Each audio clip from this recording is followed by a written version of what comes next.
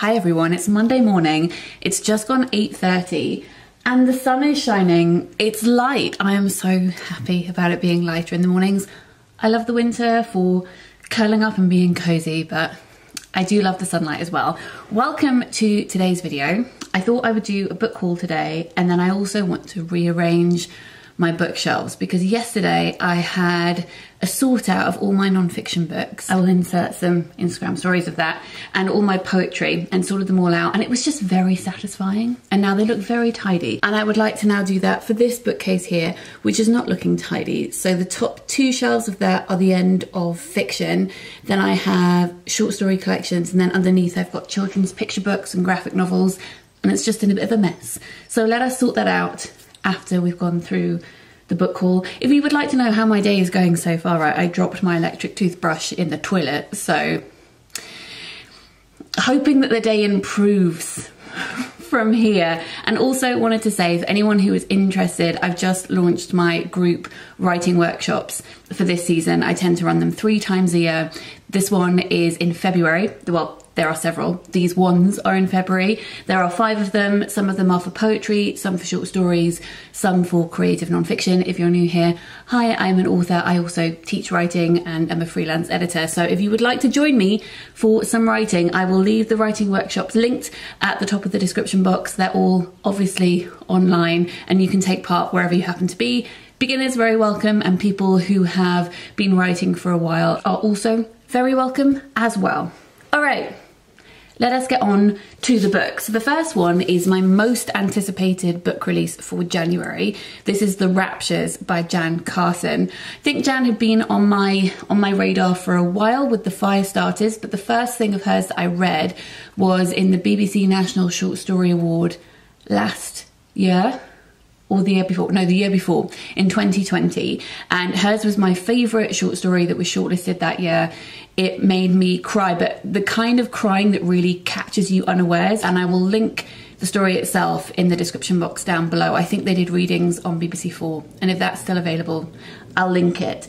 So I then read The Resort by her last year, which I really enjoyed, and this one is her new novel. This is set in Ireland, and it's about a mysterious illness that sweeps through a community, but our protagonist, Hannah, isn't infected. She seems to be weirdly immune to it, and that makes everybody else very suspicious of her. And I think there's a lot of tension and potential violence bubbling under the surface. So that one sounds really, really good. Then we've got a couple of books in translation. This is Crimson by Niviaq Corneliussen. She wrote this in Greenlandic and then translated it herself into Danish.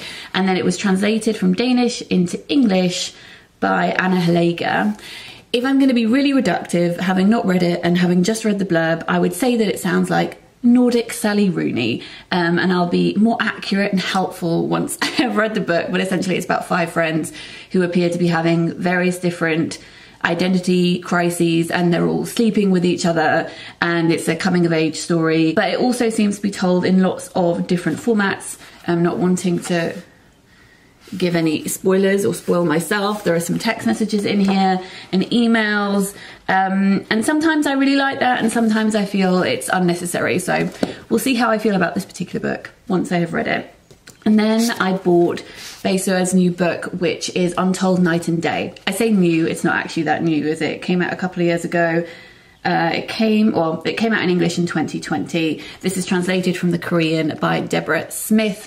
I read her pamphlet, Millennia Ecstatic, which is published by, I have forgotten the name of the press. It's based in Norwich.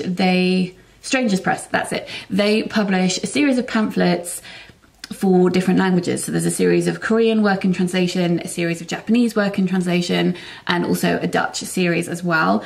And it's such a great gateway to discovering new authors in translation and new translators as well. They are beautifully produced. I highly recommend them. I'll link them in the description box down below, and I'll also link a video where I have spoken about various different pamphlets from that collection as well. Do excuse me, how rude. It wasn't even a real person. It wasn't even a real phone call. Very disappointing. And I'm sorry if it made you think that your phone was ringing. So I loved Millennia Ecstatic, and I wanted to read this for ages. So I decided to pick it up. It says, finishing her last ship. Should we start that again? Finishing her last Finishing her last shift at Seoul's only audio theatre for the blind, Kim Ayemi heads into the night with her former boss, searching for a missing friend. The following day, she looks after a visiting poet, a man who is not as he seems. Unfolding over a night and day in the sweltering summer heat, their world's order gives way to chaos, the edges of reality start to fray, and the past intrudes on the present in increasingly disorientating ways. There we go, made it through that time.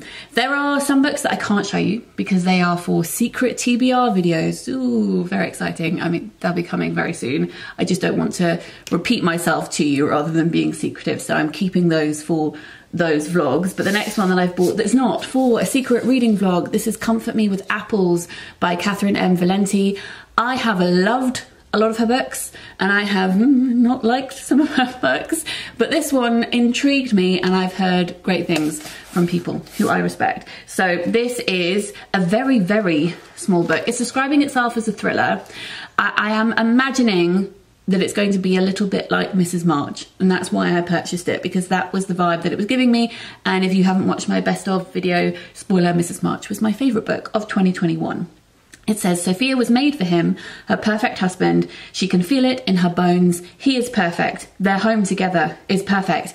Everything is perfect. It's just that he's away so much, so often, he works so hard. She misses him and he misses her. He says he does, so it must be true. He is the perfect husband. Everything is perfect.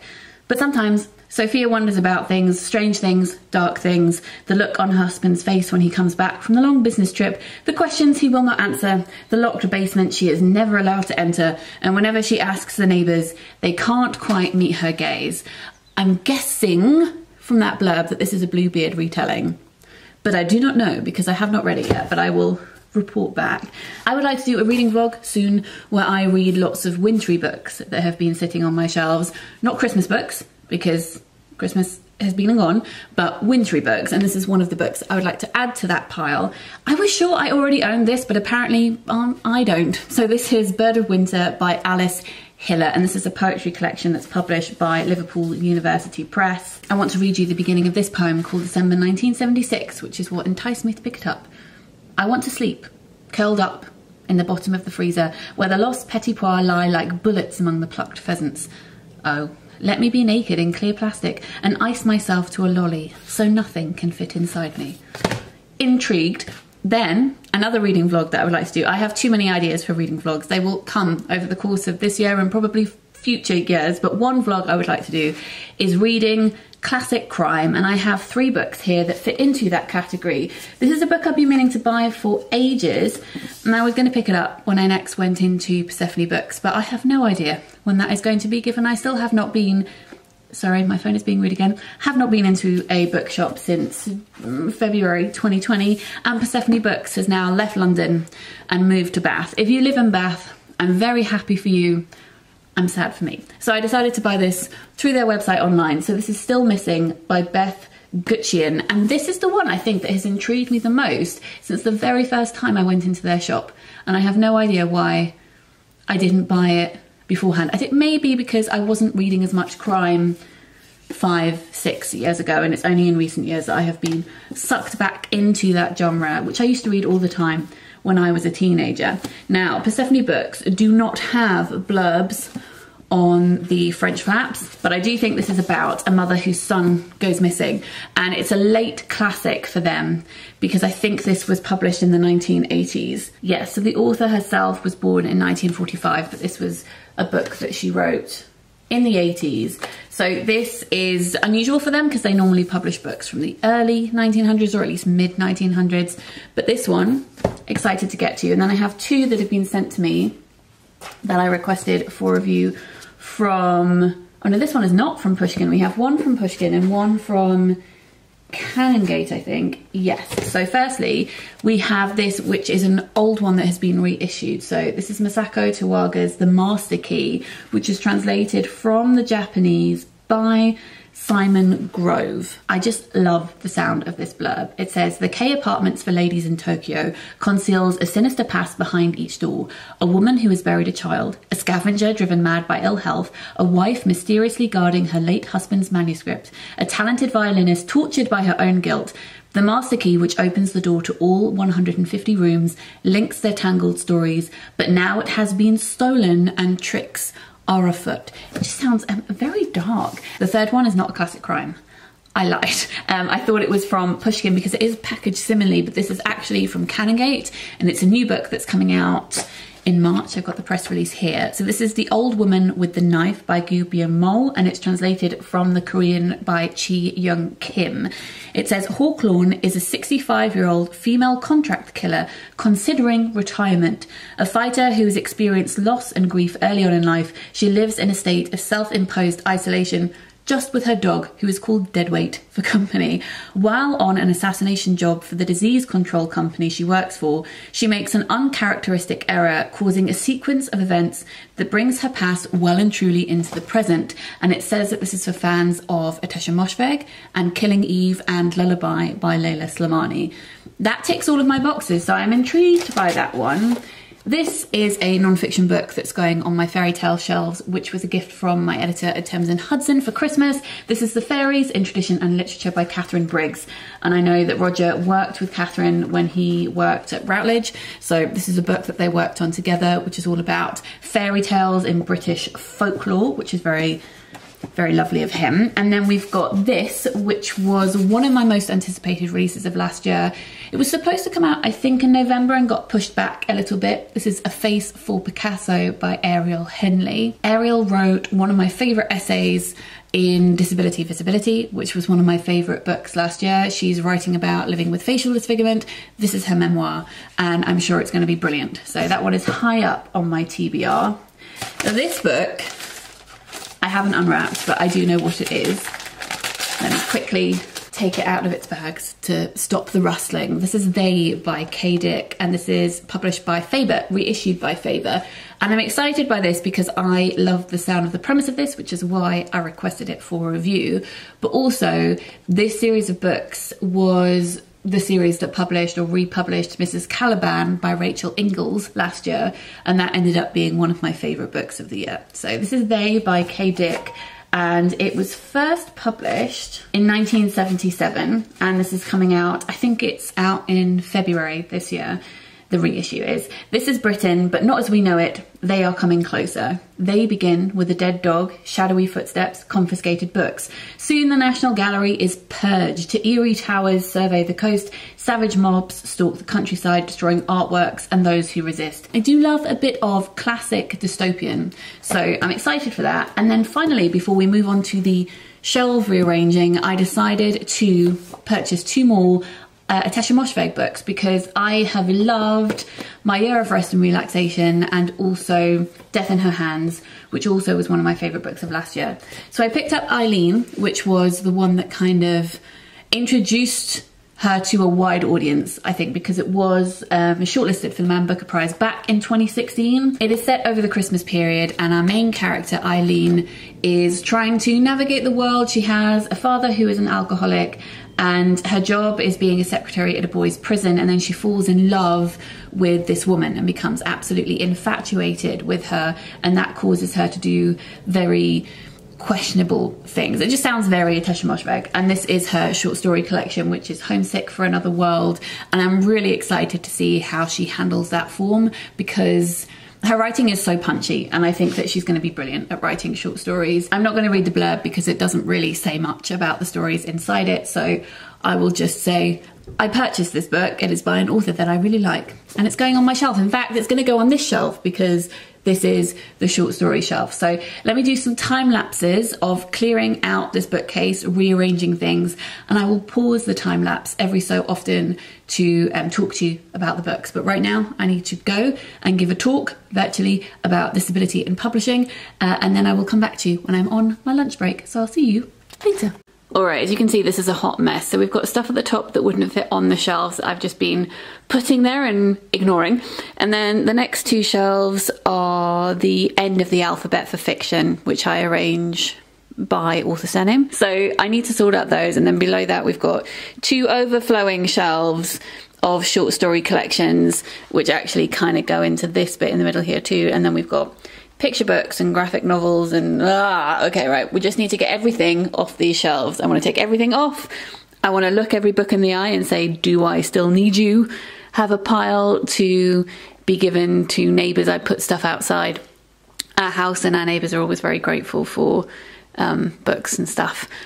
So I'm going to see if I want to part ways with anything, and then everything that I'm keeping needs to be tidied. I've had to close the blind for this bit because the sun that I was praising a few minutes ago is now so bright. So hopefully this lighting is fine. Let's time lapse.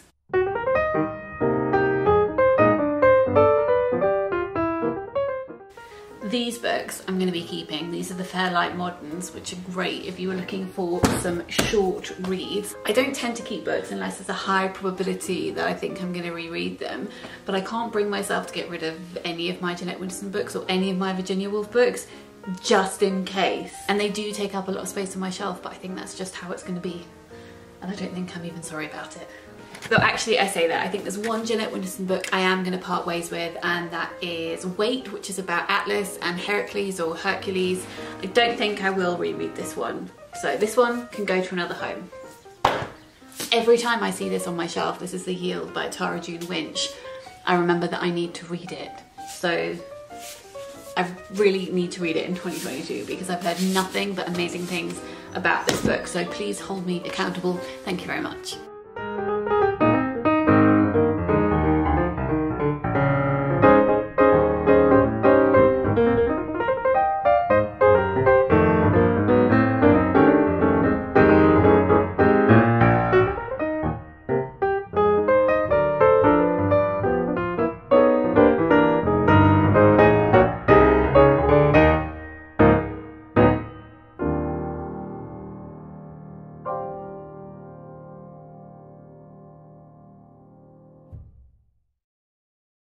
I've opened the window again. I spared you the last bit of time lapse, so let me quickly give you an overview, and then I'm going to sit down and talk to you about the books that I am parting ways with. So at the top here we've got Fairlight Moderns, and then to the right of that some anthologies, some short story anthologies that wouldn't fit on the shelves below. Most of the top 2 shelves are the end of fiction, A to Z, and then we begin here with the short story collections, moving down to here and all the way across. I'm not going to pause on everything, but it's just in case you wanted a little overview. And again, it continues down onto the next shelf. And then I do have a couple of anthologies right at the end here. And then let me kneel on the floor. These final 2 shelves are picture book and graphic novels. It's really hard to make this look tidy. As you can see, also the second to last shelf is buckling a bit, which is not great. I may have to think about that a little bit. When we move, I will get one of those face out bookcases specifically for picture books. And obviously the graphic novels are really heavy too, so they're hard to arrange. But this is probably about as neat as it's going to get, and that's going to have to do for now. I feel really out of breath after doing that. So, all right, let me show you the ones that I'm parting ways with. And then I've also made a pile of books, which I have a plan for, which is a dangerous thing to do. Because as you know, when you make a pile of books with good intentions, sometimes they can just sit there. But I do have a plan. Right, so the ones that I'm parting ways with first, this is On a Dark Night with Not Enough Wind. No, On a Dark Night with Enough Wind. This is by Lila Pennant. It's set in Wales. It's inspired by folklore. I enjoyed the storytelling style, but didn't love the representation of disability. So I'm going to pass this one on to somebody else. This is the Decameron Project, which was authors writing short stories at the beginning of the pandemic. And I'm not really into that as much as I thought I would be. So that's going on to somebody else. This one is Toddler Hunting by Taiko Kono, and this is translated from the Japanese by Lucy North. I'm passing this one on because I have a new edition of this which has an introduction by Sayaka Murata, so I'll be keeping that one. This is a collection of horror stories, and I did read one at Halloween and enjoyed it, so I look forward to reading more, just not in that collection. Another creepy book, this one is Weird Women, classic supernatural fiction by groundbreaking female writers from 1852 to 1923. I enjoyed the chunk of this that I read, but not as much as modern day stories. I don't tend to gravitate towards classics when it comes to short stories. So if you're into Victorian, early 20th century Gothic fiction, then maybe consider picking this one up and seeing if you enjoy it. And then this is Arenison Okuji's Speak Gargantula, which I enjoyed, but I don't think I'll be rereading. So I'm going to pass this one on to somebody else as well. So those are the ones that are leaving my shelf. There were also a few picture books that I've parted ways with as well. Then this is a pile of books that have been sitting on my shelf for a long time. As I was going through my short story collections, I thought this has been here a while, and I would like to do a video which will be like a try a chapter tag, except in this case it will be try a short story, to see if I still want to keep these, if I want to read all of them, or if maybe they're not books that I would still like to have on my TBR. So let's go through them. This is Magic for Beginners by Kelly Link, magical realism, fabulous stuff. And then, as I mentioned before, this is Toddler Hunting by Taiko Kono. This one has been on my shelf a while. Foreign Soil by Maxine Beniba Clark is a book that I heard so much about on BookTube, I want to say in like 2016. I haven't read it yet, I think because it's realist and I tend to gravitate towards magical realist stuff when I'm picking up short stories. That is a writer from Australia. Then we have Getting It in the Head by Mike McCormick, which I think I was sent unsolicited for review and it's just been sitting on my shelf. It says it's set in locations from New York to the west of Ireland and to the nameless realms of the imagination. It is a world where beautiful but deranged children make lethal bombs. Talented sculptors spend careers dismembering themselves in pursuit of their art, and wasters rise up with axes and turn into patricides. So yes, this is It's Gone Dark Over Bill's Mothers by Lisa Blower. This is a collection that celebrates working class women. This one is by Barrett McGarrian called Melting Point, which has a very cool cover. And again, this is a magical realism fabulist collection. Alexia Arthur's collection, How to Love a Jamaican, has been on my shelf for too long. A realist collection that's also been sitting there for a long time is We Don't Know What We're Doing by Thomas Morris. It's set in South Wales and it's a collection of vivid and moving glimpses into the lives of some of its inhabitants, the lost, the lonely and the bemused. Heads of the Coloured People by Nafisa Thompson Spires has been sitting on my shelf for too long. I think one of these stories is actually about someone who has the YouTube channel. Then this is K.L. Piera's A Dream Between Two Rivers, which is compared on the back to both Angela Carter and Karen Russell, which is why I picked it up in the first place, because I love both of those. This is Joyce Hennefield's The Beauty of Their Youth. It has a quote from Carmen Maria Machado on the back, and if these short stories are anything like hers, that would be very exciting. This is Ambiguity Machines and Other Stories by Vandana Singh, and this is a collection that celebrates characters who are trying to make sense of the people they meet, what they see and the challenges that they face in this world and others. This one is a collection of science fiction short stories, and then this is Accusation by Bandy, which is a collection of short stories by an anonymous writer from North Korea who smuggled these out and then they were published, and they're about life in North Korea. So again, please hold me accountable. Sometime in the next few months, I'm going to make a video where I read short stories from all of these books and decide whether or not I would like to read them in full. I'm gonna go make myself a cup of tea now and get back to work, and I hope that you're all having a good start to the week. As I mentioned at the beginning of this video, if you would like to join me for a writing workshop, that would be lovely. I will link those at the top of the description box down below. If you're new here, please do subscribe. I hope you're all doing well, and I will speak to you very soon. Sending love. Bye.